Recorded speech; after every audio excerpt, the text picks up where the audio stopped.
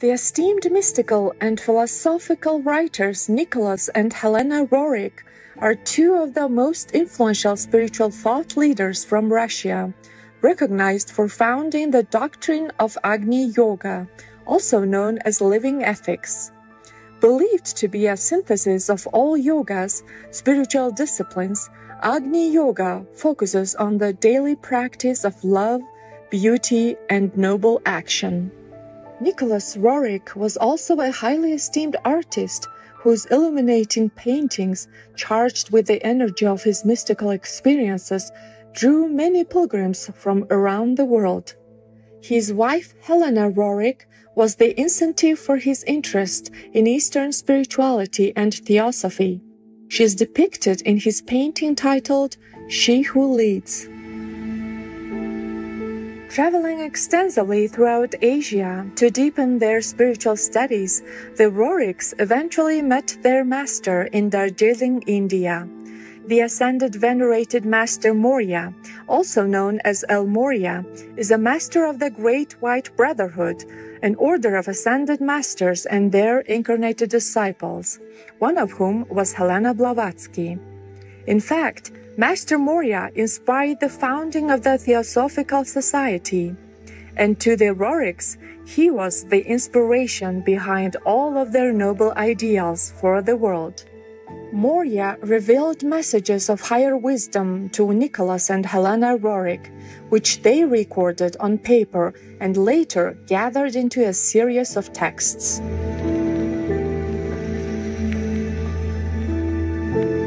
Today, we will read a selection from Hierarchy, a book containing some of the remarkably uplifting teachings of Master Morya, put into texts by his disciples Helena and Nicholas Roerich. The excerpts serves as a pure spiritual inspiration for our modern and future generations, with an aim and emphasis on following the course of conscious evolution. Hierarchy, 1931. Merging into the ways of the infinite, we may be compared to flowers torn away by a storm. How shall we find ourselves transfigured in the ocean of the infinite? It would be unwise to send out a boat without a rudder, but the pilot is predestined, and the creation of the heart will not be precipitated into the abyss. Like milestones on a luminous path, the brothers of humanity, ever alert, are standing on guard, ready to lead the traveler into the chain of ascent. Hierarchy is not coercion, it is the law of the universe. It is not a threat, but the call of the heart, and a fiery admonition directing toward the general good. Thus, let us cognize the hierarchy of light. How to transmute the most bitter into the most sweet. Nothing save hierarchy will transform life into a higher consciousness.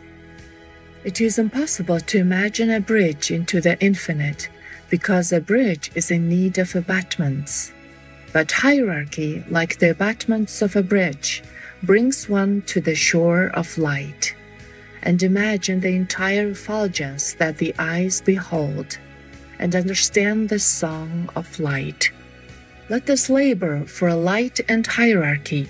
So much has been said about doctrines, yet humanity does not know how to accept the doctrine of the brotherhood. How many distortions have been accumulated about the truth? How many principles have been destroyed? They will ask, on what is the stronghold of the brotherhood built? Answer, on the doctrine of the heart, the doctrine of labor, the doctrine of beauty, the doctrine of evolution, the doctrine of tension, the most vital doctrine. We are wateries of the infinite, where the all-encompassing striving cannot penetrate. The brothers of humanity do not affirm their manifestation. We suffuse space with the flux of evolution. The brothers of humanity willingly renounce paranirvana, the highest nirvana, for the affirmation of human evolution, in their desire to lay the foundation for a better step. The goal is not divested of labor. The goal is not divested of sacrifice. Thus, point out the closeness of the manifestation of Maitreya. According to the prophecy of the most ancient teachers, when humanity loses the foundation of the teaching and sinks into obscurity, the epoch of Maitreya will take place. Our pillars of the foundation are sent to regenerate the spirit understanding. Thus, say to those who do not understand, thus point out the doctrine of the heart. When we pointed out the urgency of regenerating our decrees concerning the equilibrium of the origins, humanity did not accept this assertion and inaugurated transgression. Thus, one side transgressed against the cosmic balance. We know the tread of the Mother of the world. We know the manifestation of the Mother of the world. We intensify the complete flow of the magnet to restore the doctrine of the heart. I designate the Tara, Buddhist savior goddess, as the symbol of the assertion of our decree. The Tara and the Arhat bring to humanity a covenant of utmost striving. Thus is the future built. Thus we affirm our striving. Wondrous is the future. The heart of an Arhat is like the heart of cosmos. The heart of an Arhat is like the fire of the sun. Eternity and the motion of cosmos fill the heart of the Arhat. Maitreya is coming, radiant with all fires. Her heart is aflame with the compassion for destitute humanity. Her heart is aflame with the affirmation of the new covenants. Among people, there exists the concept of benumbed arhats, and poor yogis feed the imaginations of men with their own images. But when humanity shall realize that the arhat is the highest manifestation of materia lucida, the radiant manifestation of the all-pervading cosmic fire, it will understand that there is no difference between materia lucida, which emits light, and the matter of love, enveloping all with light. Humanity invests the arhat with an austere image, but materia lucida radiates love. The sublime is bestowed upon the sublime, and the sublime dwells in the sublime, and the sublime will hold sway in the dimensions of the far-off worlds. Our hierarchy lives and grows by the fiery law. We arhats rejoice at the fire of life, and even more at the growth of the flame of evolution. Future arhats, completing their earthly accounts on the planet, are co-workers with us, the arhats. When hierarchy is enriched, there is a cosmic festival. The law is one and eternal. The law is confirmed by cosmos. We see the radiance of the worlds. We see the accomplished and endless march. We see the radiance of the Mother of the world. Let us conclude in the joy of the endless march. The universal eye of Shambhala brings bliss to mankind. The universal eye of Shambhala is a light on the path of mankind. The universal eye of Shambhala is that star which has guided all seekers. For some, Shambhala is the truth. For others, Shambhala is a utopia. For some, the ruler of Shambhala is a venerable sage.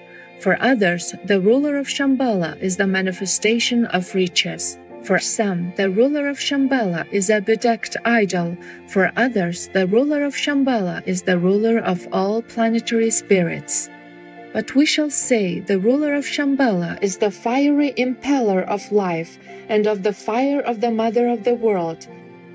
Her breath is ablaze with flame, and her heart is aglow with the fire of the silvery lotus. The ruler of Shambhala lives and breathes in the heart of the sun. The ruler of Shambhala is the invoker and the invoked. The ruler of Shambhala is the sender of the arrow and the receiver of all arrows. Ruler of Shambhala breathes the truth and affirms the truth. The ruler of Shambhala is invincible, turning destruction into construction. The ruler of Shambhala is the crest of the banner and the summit of life. Accept the ruler of Shambhala as the manifestation of life. Thrice I say of life, for Shambhala is the guarantee of human aspirations.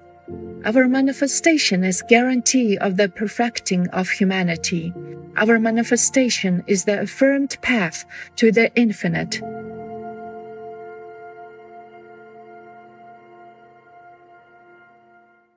For more information and more of the Agni Yoga Society books, please visit agniyoga.org. Cheerful viewers, thank you for joining us on today's Words of Wisdom.